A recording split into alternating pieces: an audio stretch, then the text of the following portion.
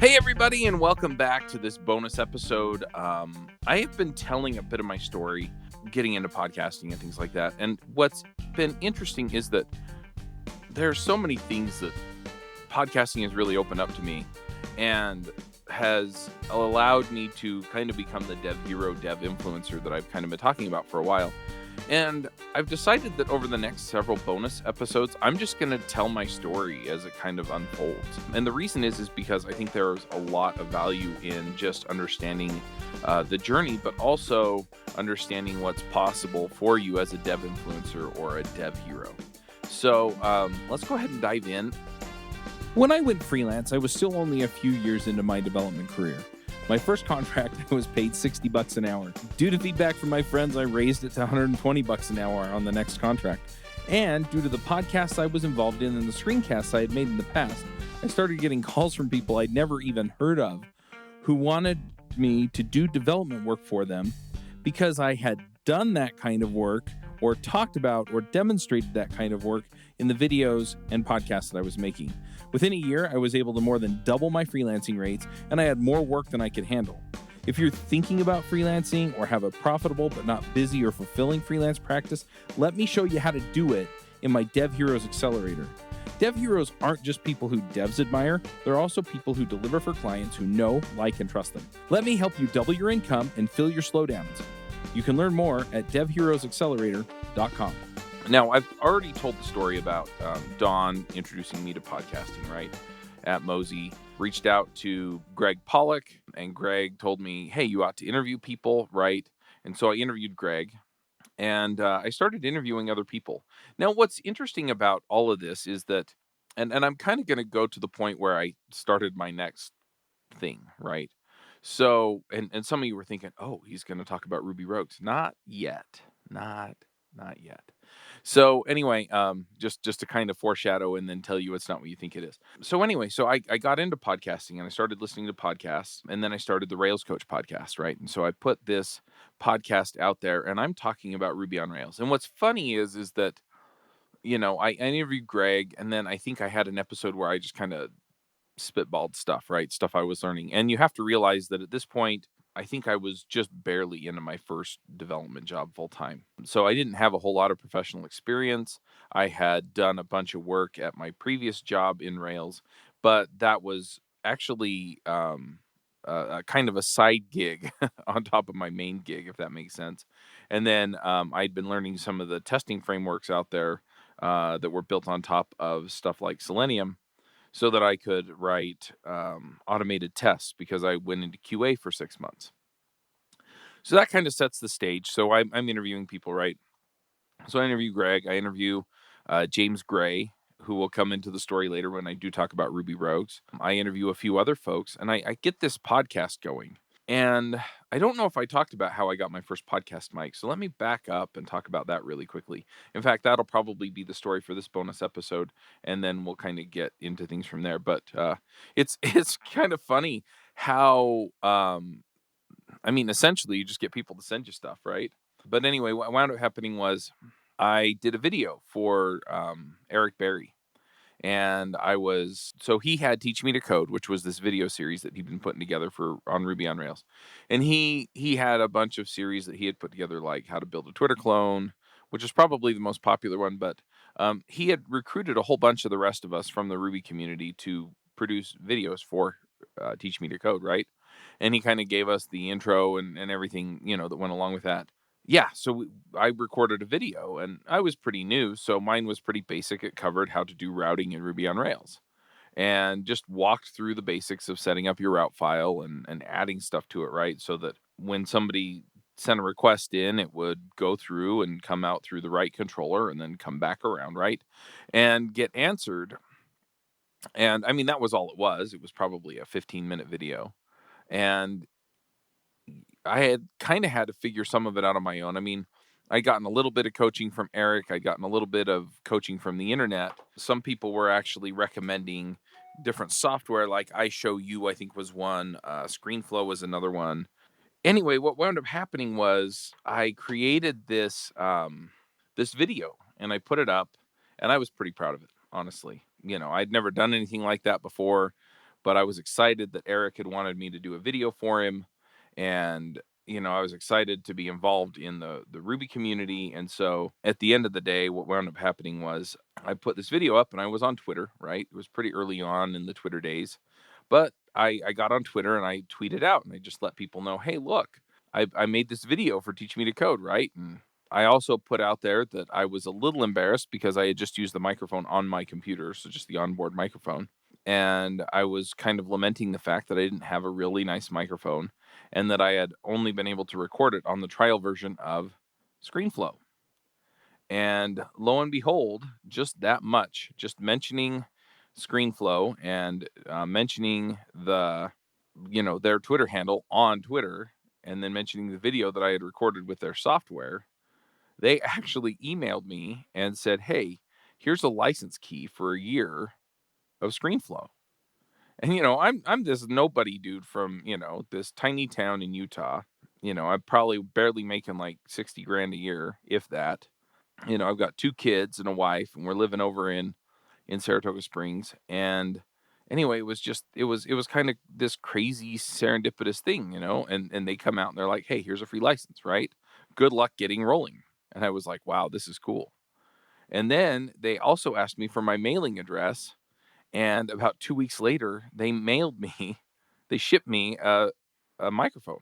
It was an Audio Technica. I don't remember the model number, which is kind of funny because podcasters are they get excited about their equipment the same way that like athletes. So I run marathons, right? And I can't remember the brand of my shoes either, right? But I get asked all the time, oh, what shoes are you wearing? But you get the idea, right? So I don't even remember. It was an Audio Technica. It was a pretty decent mic. I think I eventually wound up giving it to David Brady to record with because I think he had a microphone that quit on him or something. But yeah, so they sent me a microphone, right? And I'm like, this is awesome. And so I plan to make more videos for Eric. I never did until later, but that's another story. And I think I'm going to get to that in the next bonus episode. But yeah, I mean, it's just amazing to me how just a little bit of outreach, a little bit of work, and these companies are willing to just go out of their way to get you started. Now, granted, this was like 12 years ago, right? It was pretty early for a lot of this stuff. And so it was in their best interest, I think, in a lot of ways for them to encourage somebody like me to get started, because once I was going, right, I was likely to renew my license with ScreenFlow, right, if I stuck with making the videos, which I wound up doing. And I always had kind of this fond place in my heart now for TechSmith, who makes ScreenFlow. And so, or Telestream makes ScreenFlow. And so I'm been really, really happy with the product anyway. But yeah, that's how I got my first microphone. And honestly, it was one freaking episode. I'm going to share another instance of this too. I'm currently coaching a guy named Luke, and he's putting together some stuff around Quasar, which is it's kind of a mobile / desktop / web development framework written in Vue.js. And so if you're familiar with Vue, Quasar's kind of this tool that kind of lives in that ecosystem and does all this cool stuff. And he put up a video, just his first video. I think it was video, might have been a podcast episode, but I've been coaching him on putting together all this content, right? So he gets this content out there, and I mean, it was just one episode, one thing, right? And he gets this job offer rolling in, which I'm just going, and he's like, it was a really good offer too. He's like, I remember him telling me why he didn't feel like he could leave his current job. He's pretty committed to, not dropping the ball on them, which I think is admirable. But I also wouldn't blame him for taking a sweet job offer if one came along like that. But yeah, it was one dang episode, right? He put one episode out and he's getting this job offer, which is again, amazing, right? And I think people often underestimate what is really possible if you're willing to go out there and do the work to put something out there. It's also funny because you get people that just put the one thing out, right? It's one open source library, one podcast episode, one video, one whatever, right? They put one blog post, right? And it kind of captures the imagination of the people out there in the programming space, and people start talking about it, and it becomes this force within the programming space. A conference talk does that sometimes, right? And so they become the, whatever that talk was about person, right? Just off of one thing. And so I really, really just want to encourage people just getting started to jump out there, right? Go get out there and get going with that one thing, right? I feel like I want to make these about 20 minutes, and that was about 10 minutes just telling you how I got my first podcast mic. So let's talk a little bit more about how the rest of this went, right? Hey, folks, if you love this podcast and would like to support the show, or if you wish you could listen without the sponsorship messages, then you're in luck. We're setting up new premium podcast feeds where you can get all of the episodes released after Christmas 2020 without the ads. Signing up will help us pay for editing and production, and you can go sign up at devchat.tv/premium. So I'm doing this podcast, and I start reaching out to people and just seeing if I can get them on the show. And what's funny is that in some ways, I just want to back up. In some ways, it's a little bit harder to get the people you want on your podcast, and in other ways, it's easier, right? Because back then, getting people on the podcast, I would just reach out and say, "Hey, do you want to come on the podcast?" And since they'd never done it before, and it made them feel famous and important, a lot of people would just say yes, right? They would just, you know, I got all kinds of people. I'd see people speak at a conference. I'd go down and I'd corner them and I'd be like, "Hey, do you want to come on the podcast?" And they'd be like, "Yeah." And so we'd exchange email addresses and I'd line it up, right? And so then we'd get on Skype. Oh man, the good old days, recording over Skype. Oh my gosh. Don't get me started on that. But yeah, so we'd record over Skype, and I had this program called Ecamm Call Recorder. We used that for years. But yeah, so Ecamm Call Recorder. What it did was it would essentially record both people, or if there were more than two people on there, it would record me on one track and it would record everybody else on the other track. But it would also capture the video if there were two of us. And so I did a whole bunch of video or interviews like that, right? And so I was just interviewing whoever I thought was interesting, whoever had written an interesting blog post that I ran across, whoever was speaking at the conference that I was attending.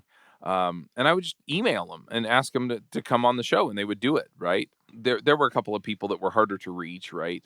But for the most part, I mean, that's kind of how that went. And then if I didn't have anybody, then I would just monologue. I would just get on and I would just, just talk, just me. Hey, blah, blah, blah. What?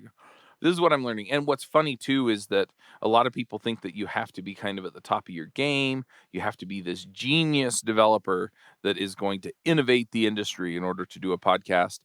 And those episodes, honestly, I was pretty new to Rails. And so I would just talk about the stuff I was learning. Oh, did you know that you can do this with Rails? Oh, did you know that you can test this stuff this way with Rails? Oh, did you know that and it was basic stuff. I mean, it wasn't mind-blowing, groundbreaking stuff. I was still pretty new, and I was talking about stuff that most experienced folks would honestly, they'd be like, okay, that's sometimes I'd hit stuff that was new and cutting edge in Rails, right?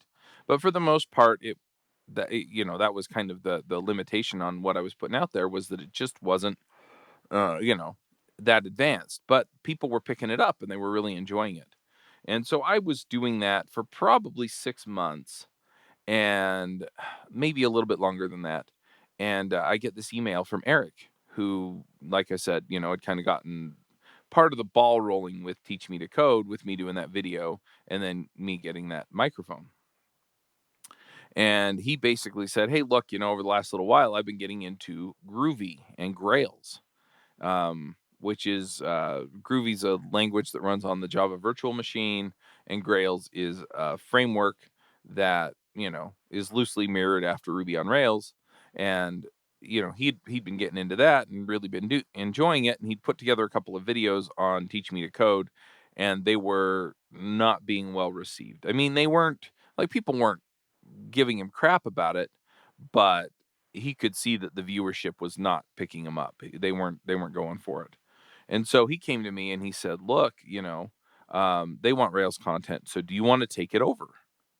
And I was like, sure. And so he turned the whole thing over to me, lock, stock, and barrel. The website, the all the videos, the domain. I mean, the whole 9 yards. gave me the whole thing. And I started making videos on Rails stuff.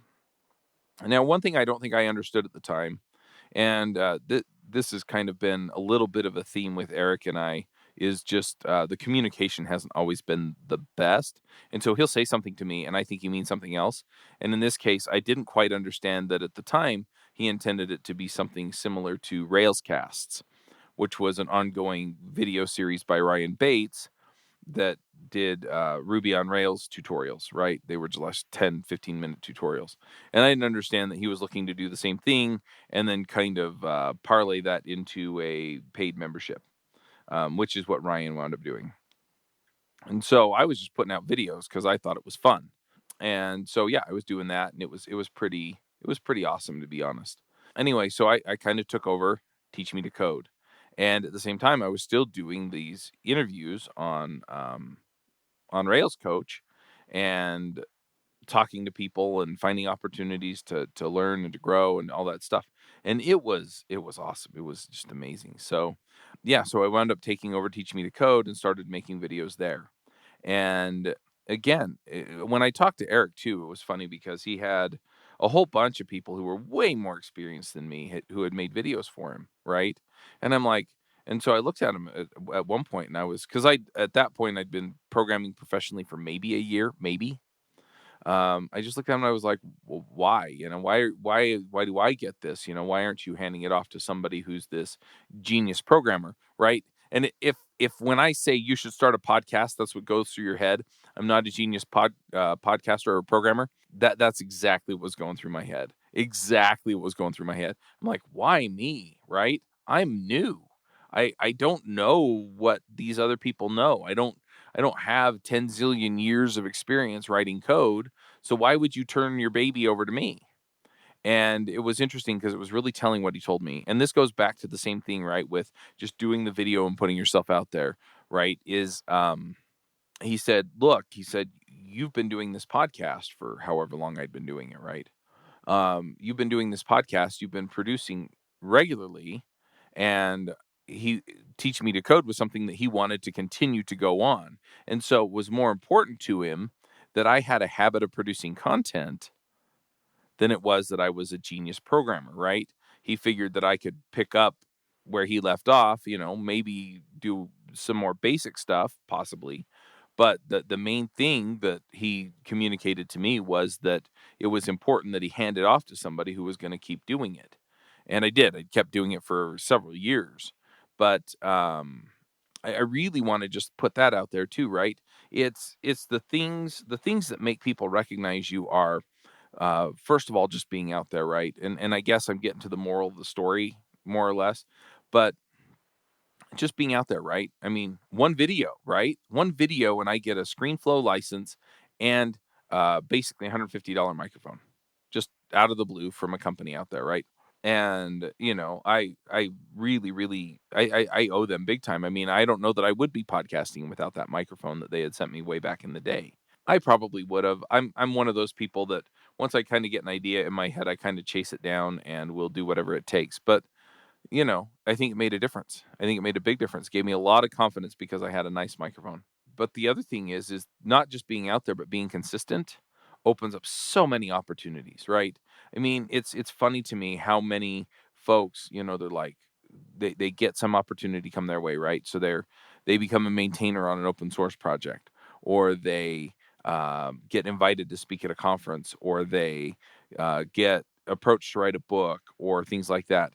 And what really is the reason for it is that with the open source project, they've been contributing week after week after week after week. And so the maintainer comes to them instead of the genius coder and says, hey, you've been super consistent. I want you to take over, right? Or in the case of the speaking, right? They come to them and they say, hey, look, you've been super consistent on your YouTube channel or your podcast, and we want you to come speak at the conference, right? Or in all these other cases, you get a job, right? You get a job offer because, hey, we've been reading your blog for years and we realize that you're the kind of person that we want working for us at our company. Hey, folks, I don't know if you've noticed, but I've been working a lot on figuring out how to help people become the most valuable developers on their teams or becoming the top 5% of developers in the field. If you're looking to level up, figure out how to contribute more, get the career you want, get the career that you want that will support the lifestyle you want, then you should check out the Most Valuable Dev Summit. I've invited some of my friends across the community, people that you've heard of, people that have worked on systems that you use on a daily basis, people who have invented new ways of doing things over the years in programming, and I've asked them one question, and that question is, how do you become a top 5% developer? How do you become 1 in 20 of the best developers out there? And so we're going to go ahead and have that conversation with them in interviews on the Most Valuable Dev Summit, and you can find that at summit.mostvaluable.dev. All of these things come out of just being super consistent, putting yourself out there, right? The book deal comes out of people blogging over and over and over and over again, right? And I've got several friends that that's happened to, where they got approached by Pragmatic Programmers or Manning or who else? Pearson, Wiley, some of these other companies. And the reason they wind up publishing those books and get invited to write those books is because they're super consistent about the work that they're doing. And so I really just want to encourage you, if you're looking at a way to become well known in the community and start having opportunities and what am I trying to say as far as just not just opportunities, but have people enable your journey, I guess is the best way to put it, right? Then put yourself out there and be super consistent about it. And if you're doing that, then at the end of the day, what'll happen is you will be put in a position where you can do that. But you've got to put yourself out there and you've got to be consistent. If you're looking for kind of a pattern to do that, you're looking for a way to understand and reach a community of people that you can do that for, then you really ought to go check out the Dev Influencers Academy, or the Dev Influencers Accelerator, excuse me. And you can go find that at devinfluencers.com/apply. If you want more information, I'm probably going to wind up telling my story in a little more depth on the Dev Influencers podcast. And you can find that at devinfluencers.com/podcast. And anyway, for the rest of it, I'm just going to wrap up here. I'll probably tell kind of the next leg of my journey from there. But in the meantime, max out. Bandwidth for this segment is provided by CacheFly, the world's fastest CDN. Deliver your content fast with CacheFly. Visit CACHEFLY.com to learn more.